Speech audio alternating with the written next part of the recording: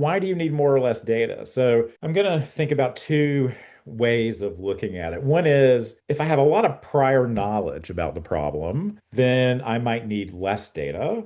And if I don't have much knowledge about the problem I'm solving, then I might need more data. So what does that mean, right? So you and I learn things all the time.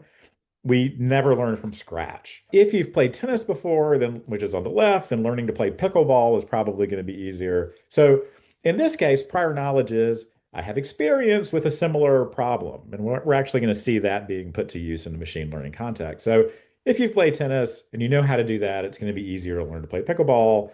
On the other hand, if you've always been a couch potato, you've never played any sports whatsoever, and you just roll onto a pickleball court, you're going to have a harder time learning it because you've got to learn all kinds of other stuff. You got to learn how to hold the racket, how to swing the racket, how to follow the ball, that kind of thing, right?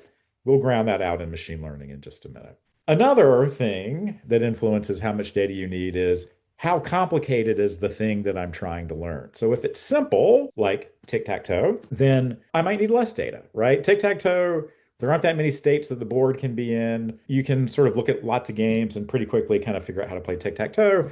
And, in fact, I've assigned that in undergraduate AI classes. However, if you're playing something more complicated like the game of Go, which is much harder, right? So IBM developed Deep Blue, which learned to play chess, and it wasn't until AlphaGo came out a number of years ago that a machine learning system was able to solve playing Go. And it turns out it needed lots and lots and lots of data because it's a much more complicated problem. So there's this notion of, can I sort of leverage things that I know about the problem to make it easier?